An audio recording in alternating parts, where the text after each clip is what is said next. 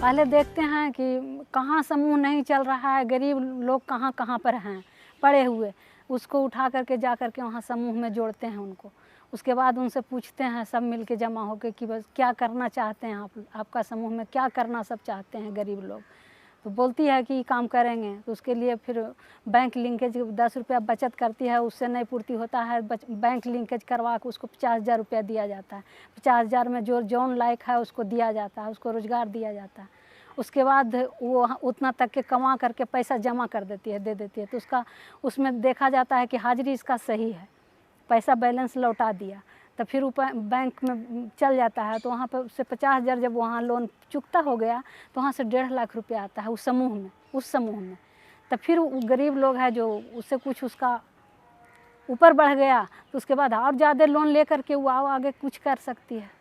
कुछ भी नहीं था हमारे पास में, हम एक टाइम खाते थे तो 2 टाइम भूखे मरते थे सर। रात में हमारे यहाँ कभी चूल्हा नहीं जलता था, ऐसा रात में कभी नहीं, क्योंकि बच्चों को सोचते थे कि दिन भर अगर खेल रहता है तो खाना नहीं देंगे तो बच्चे तो भूखे मर जाएंगे। मगर रात में जो कि रियली में हम कभी चूल्हा नहीं जलाते थे। ऐसा कब तक हुआ था, कम पर भी तो 2 महीना। जब 2 महीना हो गया था फिर जब हम ऐसे जी जब बढ़िया हुआ उसमें देखें कि 2-4 पैसा हम अपना लेन देन करे लगे कि अपना मजदूरी करके अगरबत्ती बना करके रात में अगरबत्ती पूरी रात बनाते थे और बत्ती बना करके और हम अपना खर्ची चलाते थे।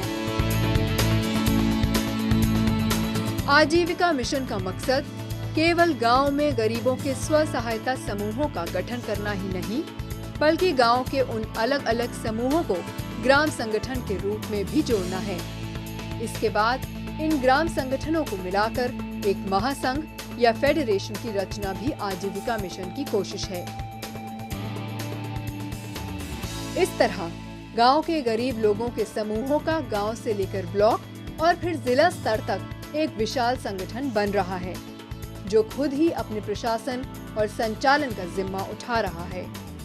एकजुट हुए जब लोग, तब एक दूसरे से अनुभव लेकर के आगे बढ़े हैं। हम आगे बढ़े और अपने ब्लॉक में भी बहनों को प्रेरणा दिया है और दूसरे ब्लॉकों में भी जाके प्रेरणा दिया है, सब बहनों को नेतृत्व दिया है, जिससे हमको ये संगठन से समूह से शक्ति मिली है।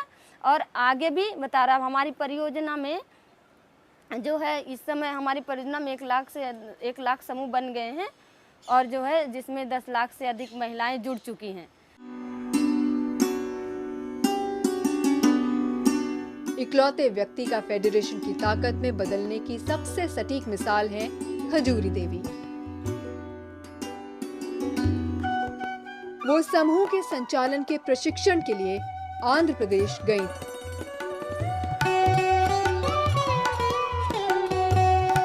वहाँ जाके देखा तो सभी काम महिलाएं कर रही थी, दूध नापना, तोलना, लादना, बैंक तक का काम भी महिलाएं कर रही थी।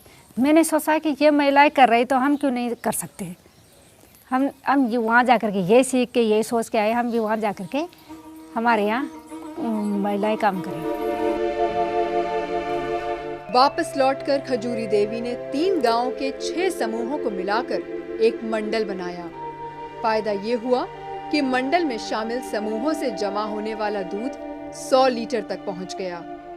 खजूरी ब्लॉक तक ही नहीं रुकी, उन्होंने 60 गांवों की करीब 2000 महिलाओं को जोड़कर एक महासंघ यानी फेडरेशन का गठन किया। आज इस फेडरेशन का अपना एक चिलिंग प्लांट है।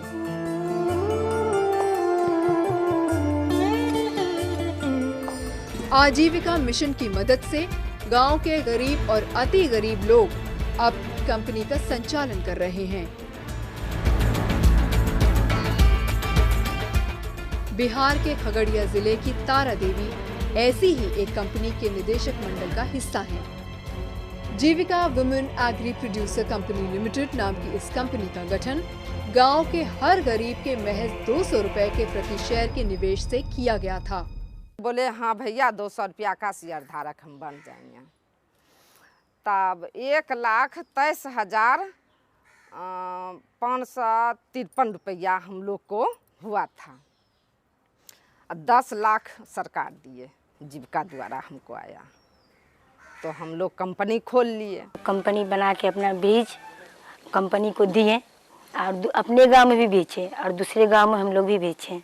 उसमें हम लोग का मुनाफा हुआ 1.5 लाख। अभी तो मेरा फायदा बहुत दे रहा है कंपनी, लेकिन मुझे है भरोसा भविष्य में भी जो कंपनी हमको कभी नहीं धोखा देगा।